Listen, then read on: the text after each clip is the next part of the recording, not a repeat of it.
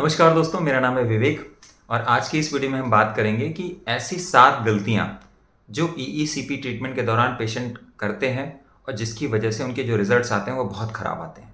तो अगर आप भी अपने हार्ट के ब्लॉकेज के लिए या अपने हार्ट की पंपिंग को बढ़ाने के लिए ईईसीपी जैसा ट्रीटमेंट ले रहे हैं तो आप ये गलतियां ना करें, क्योंकि अगर आप ये गलतियां करेंगे तो आप ये एक्सपेक्ट मत कीजिए कि आपको जितना अच्छा रिजल्ट मिलना चाहिए उतना अच्छा रिजल्ट मिलेगा।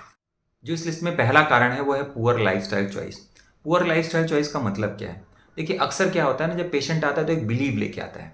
वो बिलीव ये होता है कि मेरे लिए सब कुछ ट्रीटमेंट करने वाला है, ये ट्रीटमेंट है, ये ट्रीटमेंट ही मुझे ठीक करेगा, ये ट्रीटमेंट ही मेरी ब्लॉकेज को खोल देगा, यही ट्रीटमेंट की वजह से मेरा एंजाइना चला जाएगा, मैं जैसे रहता हूँ मैं वैसे ही रहूँगा, मैं उसमें कोई चेंज नहीं करूँगा। तो देखिए, बहुत बड़ा मिथ है ये। मैं पहले भी बोलता हूँ कि हार्ट की बीमारी एक लाइफस्टाइल की बीमारी है। और जब हमारा लाइफस्टाइल अच्छा होता है, लाइफस्टाइल में कई सारी चीज़ें होती हैं, चाहे वो हमारा डाइट हो, चाहे वो हमारी फिजिकल एक्टिविटी हो, चाहे वो हमारा स्ट्रेस हो, ये सारी की सारी चीज़ें हमारे लाइफस्टाइल के अंदर आती हैं। तो होता क्या है कि इसमें पेशेंट दो तरह के होते हैं। एक तो वो होते हैं जिनको इन चीज़ों पे विश्वास ही नहीं होता, उनको ये लगता है जो कुछ करेगा ट्रीटमेंट ही करेगा, और वो बिल्कुल, मैंने देखा है 20-25 में से एक दो पेशेंट ऐसे आ जाते हैं जो कुछ नहीं करते, कुछ भी नहीं करते। उनको कोई प्रॉब्लम होगी तो उनको ये लगता है मुझे कोई दवा दे दो, ट्रीटमेंट दे दो, मैं वो सब करने को तैयार हूँ, पर मैं अपनी हैबिट्स पे कोई काम नहीं करूँगा। मतलब दे चूज कि मैं जैसी लाइफस्टाइल फॉलो कर रहा था मैं वही लाइफस्टाइल फॉलो करूँगा। ऐसे पेशेंट्स के लिए मेरा एक ही चीज़ कहना होता है, आई एम रियली सॉरी। ऐसे पेशेंट्स के लिए कुछ नहीं कर सकते हम। जितनी दिन तक आप ठीक हो आपकी किस्मत है, अदरवाइज बाकी भगवान ही मालिक है, राइट? तो पुअर लाइफस्टाइल चॉइस में जो पहली चीज़ है वो है डाइट। आपका डाइट इतना अच्छा होना चाहिए, हर दिन फ्रूट्स खाओ, सैलेड खाओ, कच्ची पत्तियां खाओ, सैलेड खाओ, सूरज डूबने के पहले आप अपना डिनर कर लो। जब इस तरह का आप लाइफस्टाइल फॉलो करते हैं तब जाकर के आप ये एक्सपेक्ट कीजिए कि आपको बहुत अच्छे रिजल्ट्स आपको मिलने वाले हैं। प्लस दूसरी भी लाइफस्टाइल में चीज़ें आती हैं, जैसे सोने का टाइम हो गया। ये नहीं कि मेरा सोने का टाइम तो ये है कि मैं डाइट वगैरह सब सही कर लिया, फिर रात को मैं 12 बजे, 1 बजे, 2 बजे तक जाग रहा हूँ, इसके बाद रात को मोबाइल देख रहा हूँ, ओटीटी प्लेटफॉर्म पे मैं वेब सीरीज़ देख रहा हूँ, मूवीज़ देख रहा हूँ। ये सारी चीज़ें लाइफस्टाइल में आती हैं। 8 से 9 घंटे की प्रॉपर स्लीप लेना, सही टाइम पे सो जाना, खाना खाने के बाद मोबाइल फ़ोन का ना यूज़ करना, ये सारी की सारी चीज़ें हमारे लाइफस्टाइल रिकमेंडेशन में आती हैं। तो जो पेशेंट ईसीपी ट्रीटमेंट के लिए आते हैं वो इन चीज़ों का ध्यान दें। और यहाँ पे ऐसे पेशेंट होते हैं ना जो एक गलती करते हैं कि जब उनको जैसे चलने में एंजाइना हो रहा है, उनको एंजाइना में रिलीफ मिल गया, इसके बाद उनको लगता है अरे अब तो आराम हो गया, अब तो कोई दिक्कत ही नहीं, और वो फिर से अपने पुराने ढर्रे पे चलने लगते हैं। मैं बता रहा हूँ, इसमें दो तरह के पेशेंट होते हैं। एक तो ये है जो शुरू से ही कुछ नहीं करते, दूसरे पेशेंट वो हैं कि तब तक कुछ करते हैं जब तक उनको आराम नहीं हो जाता। जब एक बार उनको आराम हो जाता है तो फिर से वो अपने पुराने ट्रैक पे चले जाते हैं, और पुराने ट्रैक पे जाने के बाद वो एक्सपेक्ट करते हैं कि मेरे रिजल्ट ऐसे बने रहेंगे। और ईईसीपी एक ऐसी चीज़ है कि अगर आपको एक बार आराम भी हो गया, आपको तकलीफ चली भी गई, तब भी अगले 6 महीने तक आप जो लाइफस्टाइल को फॉलो कर रहे हैं उसको अगले 6 से 7 महीने तक मेंटेन करो। कितने ही ऐसे पेशेंट होते हैं जो ईसीपी ट्रीटमेंट लेने के अगले 2 साल, 2.5 साल, कुछ लोग तो 6 महीने, 8 महीने, 1 साल के अंदर ही वापस आते हैं, बोलते हैं मुझे फिर से चलने में एंजाइना हो रहा है, मुझे दिक्कत हो रही है।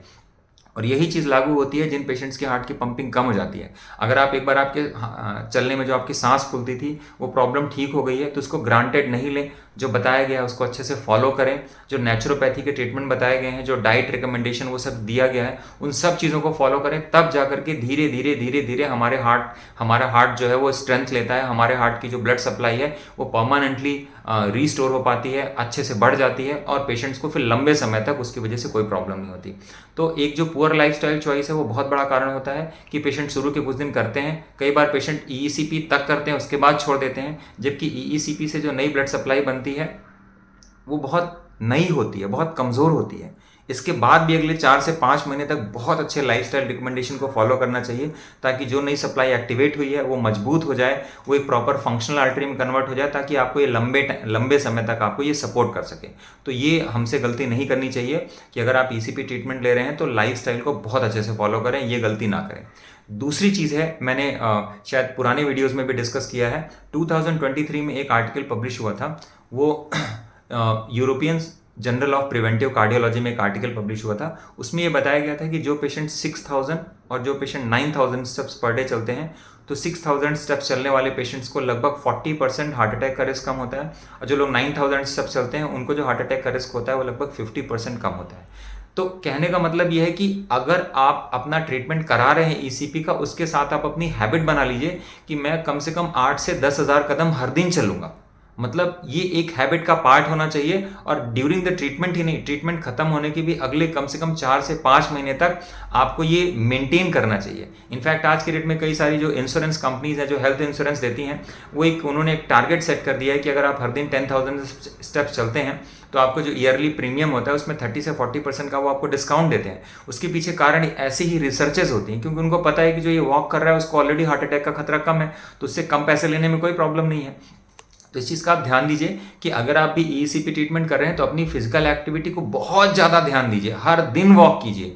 जो लोग सोचते हैं कि मैं डाइट कर लूँगा, मैं अपना वेट लूज़ कर लूँगा, क्योंकि जैसे ही आप एक कीटो डाइट पे आएंगे, आप कार्ब्स कम करेंगे, आपका इंसुलिन लेवल ड्रॉप होगा, तो आपका वेट भी कम हो जाएगा, आपकी डायबिटीज़ भी कंट्रोल हो जाएगी। लेकिन अगर आप फिजिकल एक्टिविटी में वॉकिंग मेंटेन नहीं करेंगे तो आने वाले टाइम में आपको फिर से प्रॉब्लम हो सकती है। ये एक एडिशनल चीज़ ऐसी है जो कि आपकी नए कोलेट्रल्स जो बन रहे हैं, जो नई ब्लड सप्लाई बन रही है, उसमें क्या होगा, वॉकिंग की वजह से उसमें ब्लड जाएगा, और ब्लड जाने से क्या होगा, उनकी ट्यूनिंग होती रहेगी, वो धीरे धीरे डायलेट होंगे, उनकी ब्लड कैरिंग कैपेसिटी बढ़ेगी, आपके बॉडी में नाइट्रिक ऑक्साइड पहले से ज़्यादा पैदा होगा, और तब जाकर के लॉन्ग टर्म में आपको फायदा होगा। कई सारे ऐसे पेशेंट होते हैं जिनको ब्लॉकेज हो जाता है, वो धीरे धीरे दवाएं लेते हैं, वॉक करते रहते हैं, उनकी बॉडी में अपने आप नेचुरल बाईपास बन जाता है। तो देखा जाए तो ये एक तरह का दूसरा ईसीपी है। वॉकिंग अगर आप रेगुलर कर रहे हैं 10,000 स्टेप्स, तो मैं नहीं कह रहा हूं कि ईसीपी के बराबर वो उतना इफेक्टिव है, लेकिन उसका एक छोटा वर्जन तो आप अपनी हैबिट में डेली उसको ट्यून कर रहे हैं, जिससे कि क्या होगी, जो आपकी नई सप्लाई है वो बनी रहेगी और भी नई सप्लाई खुलती रहेगी, तो आपको उसकी वजह से कोई प्रॉब्लम नहीं होगी।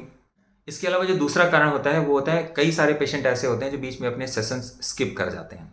स्किप का मतलब ये है कि उन्होंने एक बार ट्रीटमेंट शुरू किया, उनको थोड़ा फ़ायदा हो गया, बीच में वो कोई 5 दिन के लिए चला गया, कोई 7 दिन के लिए। मैंने ऐसे भी पेशेंट देखे हैं कि उनको अगर कोई सिम्टम्स नहीं है, उनके हार्ट की पंपिंग कम है, तो बीच बीच में हफ्ते 10 दिन 15 दिन के लिए गायब हो जाते हैं। कुछ पेशेंट तो मैंने देखा है महीने भर के लिए चले जाते हैं। तो ऐसा ना करें। ऐसा करने से दिक्कत ये होती है क्योंकि ईईसीपी हमारे बॉडी में जो पहले इनएक्टिव कोलेट्रल्स हैं उसको एक्टिवेट कर देती है। अब इसमें दिक्कत क्या है? दिक्कत इसको ऐसे समझिए कि हमने एक छोटा सा बीज है उसको ज़मीन में डाल दिया। अब उसमें क्या हुआ, ज़मीन से निकला, उसमें 2 पत्ते निकले। अब 2 पत्ते निकलने के बाद मैंने उसको छोड़ दिया, तो क्या होगा, कुछ दिन में वो सूख जाएगा, राइट। जब तक वो बाहर निकल नहीं आए, एक पौधा नहीं बन जाए, उसके बाद भी मुझे उसको कुछ टाइम तक प्रोटेक्ट करना पड़ेगा, प्रिवेंट करना पड़ेगा, जिसकी वजह से क्या होगा कि वो अच्छे से लंबे समय तक ग्रो करता रहेगा, और एक टाइम के बाद जब मैं इसे छोड़ दूंगा तो वो सस्टेन करेगा। और अगर उसको मैं बीच में ही छोड़ दूंगा तो क्या हो जाएगा, वो सूख जाएगा। तो मैंने ये डिस्कस किया कि अगर आप अपना सेशंस स्किप कर रहे हैं तो जो आपके बॉडी में कोलेट्रल्स की ग्रोथ होने वाली है, जो कोलेट्रल्स एक्टिवेट होने वाले हैं, वो उतनी अच्छे से एक्टिवेट नहीं होंगे। तो अगर आपको शुरुआती दौर में फ़ायदा हो भी गया है तो क्या होगा, वो लॉन्ग लास्टिंग नहीं रहेगा। कुछ टाइम के बाद आपकी वो जो इफेक्ट आपको दिखाई दे रहा है, जो रिजल्ट आपको दिखाई दे रहा है, वो रिजल्ट अपने आप चला जाएगा। तो इसलिए इस चीज़ का ध्यान दें कि जब आप ईसीपी स्टार्ट करें, और आप पहली बार अगर आप ईसीपी ट्रीटमेंट ले रहे हैं, तो पहली बात तो अपने सेशंस का गैप ना करें। फर्स्ट टाइम अगर आप ईसीपी ले रहे हैं तो आप पूरा ट्रीटमेंट लीजिए, पूरा ट्रीटमेंट। कई बार पेशेंट ये सोचते हैं कि मुझे कितने ट्रीटमेंट मुझे कितने सेशन लेने चाहिए जिससे कि मेरा काम हो जाएगा। अगर आप फर्स्ट टाइम ईसीपी ले रहे हैं तो ये गलती मत कीजिए। फर्स्ट टाइम आप ईसीपी ले रहे हैं तो पूरे मिनिमम 35 सेशन जरूर लीजिए। अगर आप सेकंड टाइम या थर्ड टाइम ले रहे हैं तो हो सकता है कि आप एक बूस्टर डोज से भी आपका काम हो जाए, पर फर्स्ट टाइम अगर आप कर रहे हैं तो आप पूरा का पूरा जो 35 सेशंस का ईसीपी है उसको कंप्लीट करें।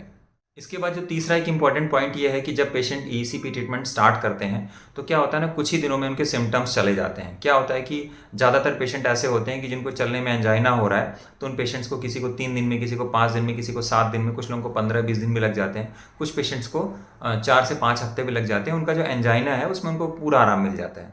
कुछ ही पेशेंट ऐसे रह जाते हैं, 10-1% पेशेंट ऐसे रह जाते हैं जिनको 100% आराम 35 दिन में नहीं हो पाता, और वो फिर अगर अच्छी लाइफस्टाइल फॉलो करते हैं तो उसके अगले कुछ दिन में उनको भी आराम हो जाता है। रेयरली ही ऐसे पेशेंट होते हैं जिनको पूरा आराम नहीं मिल पाए।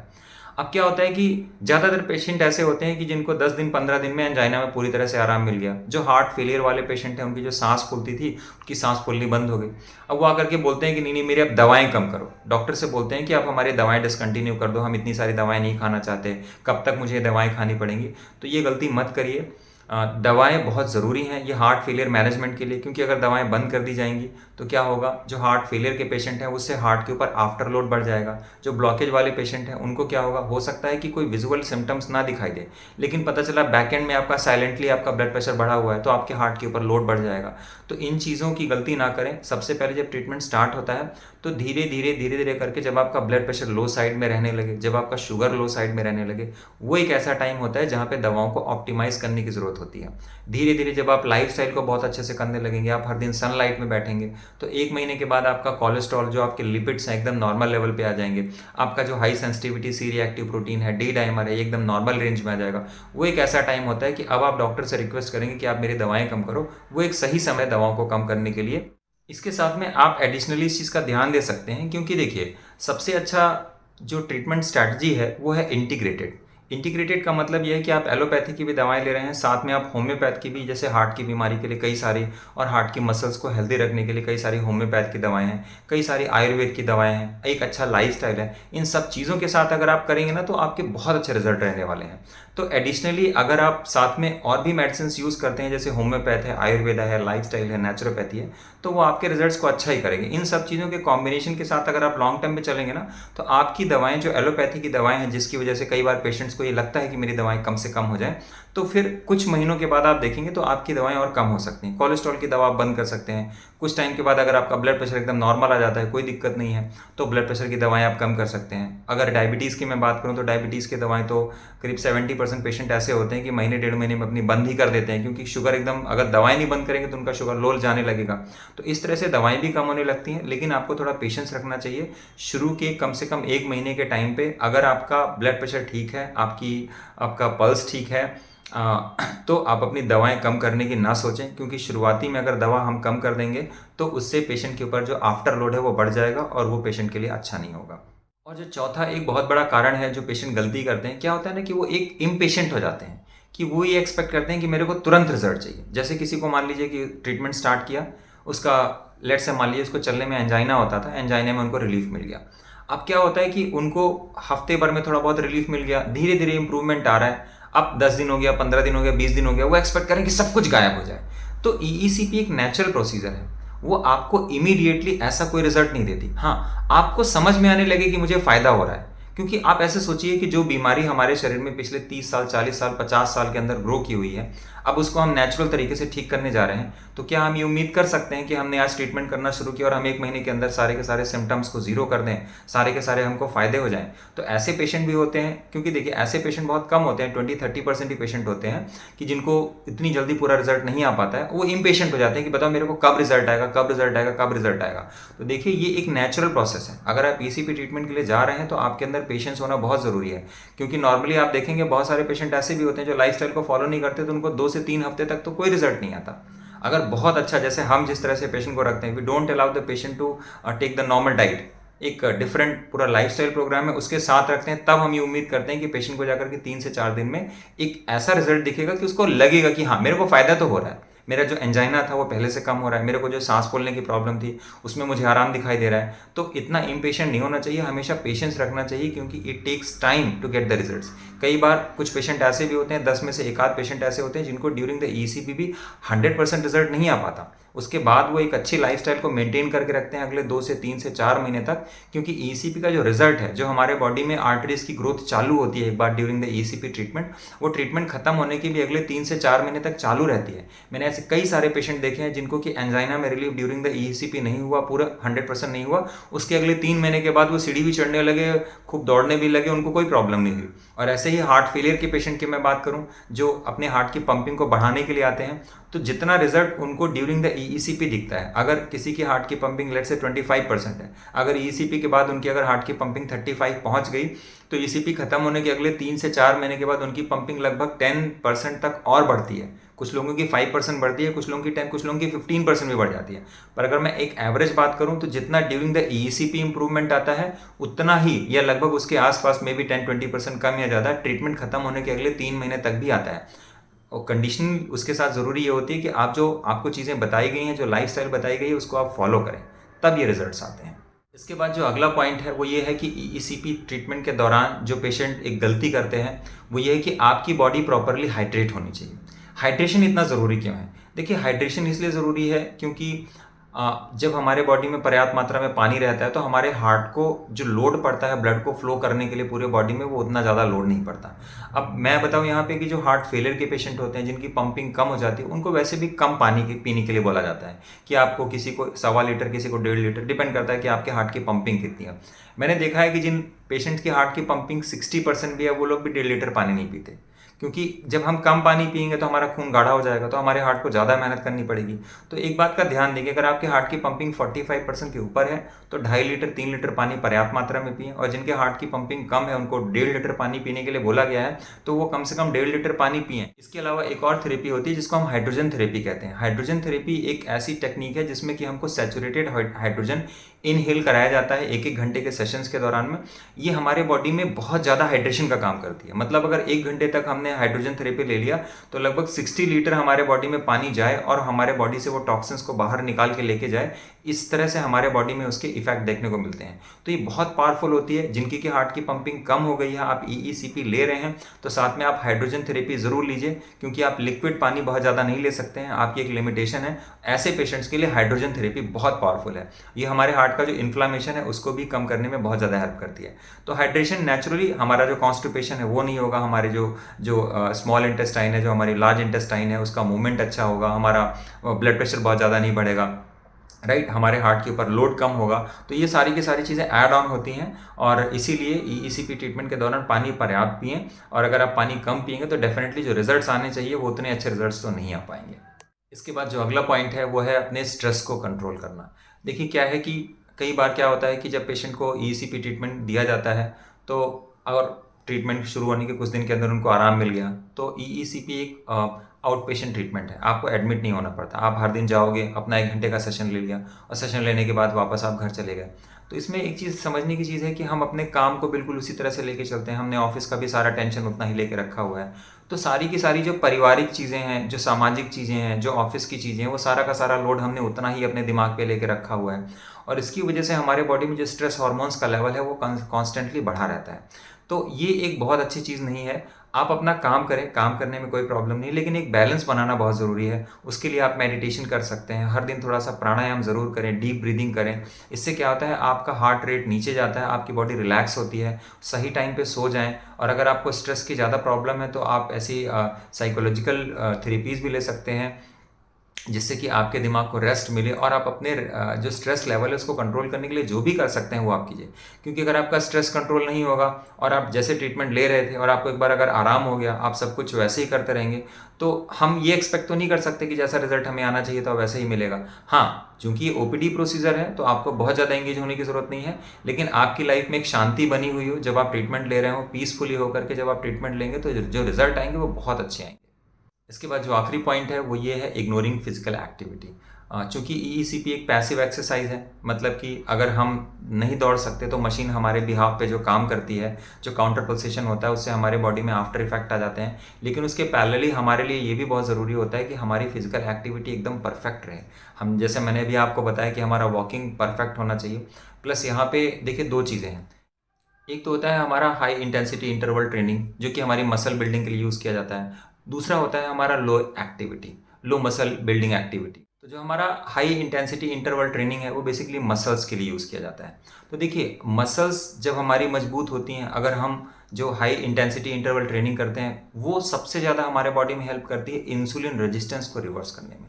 तो देखिए अगर आपको डायबिटीज़ भी है, हार्ट की बीमारी के साथ में आपको डायबिटीज़ भी है, तो आप वॉक करेंगे तो वो आपके शुगर को मैनेज करने में हेल्प करेगा। शुगर का लेवल आपका नॉर्मल रहेगा, और शुगर का लेवल नॉर्मल रहेगा तो ऑब्वियसली उसकी वजह से जो प्रॉब्लम होती हैं वो आपको कम होंगी और वो कॉम्प्लिकेशन से आप बच सकेंगे। लेकिन जो दूसरी चीज़ है ना, जिसको हम कहते हैं हाई इंटेंसिटी इंटरवल ट्रेनिंग, ये मसल बिल्डिंग के लिए यूज़ किया जाता है। और जब आप हाई इंटेंसिटी वाले वर्कआउट्स करते हैं तो उस केस में क्या होता है, आप अपने इंसुलिन रेजिस्टेंस को रिवर्स करते हैं।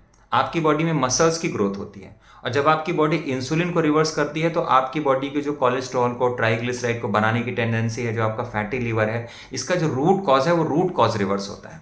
तो इस चीज़ का ध्यान दीजिए कि फिजिकल एक्टिविटी एक बहुत ही एसेंशियल पार्ट है आपकी डेली लाइफ का। आई अंडरस्टैंड डाइट बहुत इंपॉर्टेंट चीज़ है, बट कम से कम हर दिन आपको आधे घंटे का टाइम ज़रूर देना चाहिए, जिसमें कि आप अगर डायबिटिक भी हैं तो हो सकता है ड्यूरिंग द EECP आप ना करें, लेकिन EECP खत्म होने के बाद आप हाई इंटेंसिटी इंटरवल ट्रेनिंग कर सकते हैं। अगर आप डायबिटिक भी हैं और आपको अगर मोटापा है तो ये आपके लिए बहुत हेल्पफुल है।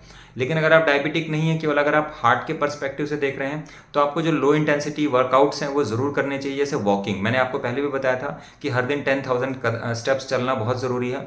तो ये जो एक फिजिकल एक्टिविटी एक्टिविटी का बैलेंस है ना, ये आपकी जो बाकी बीमारियां हैं, चाहे वो हार्ट की बीमारी हो, चाहे मोटापा हो, चाहे डायबिटीज़ हो, चाहे बाकी किसी तरह का मेटाबॉलिक डिसऑर्डर हो, तो अगर आप ईसीपी के साथ ये मेंटेन करके चलते हैं तो डेफिनेटली बहुत अच्छा रिजल्ट आने वाला है। और इसकी सबसे ज़्यादा ज़रूरत पड़ती है जिस दिन आपका ईसीपी खत्म होता है, क्योंकि ईसीपी एक पैसिव एक्सरसाइज है। जब तक आपका ईसीपी चल रहा है तब तक तो चलो आपने नहीं भी वर्कआउट किया तो मशीन ने आपके बिहाफ पे कर लिया, लेकिन जिस दिन ईसीपी खत्म हो गया उसके बाद आपको आराम भी हो गया, अब क्या होगा, जब आप ये वर्कआउट नहीं करेंगे तो क्या होगा, आपकी बीमारी रिवर्स होनी तो रुक गई।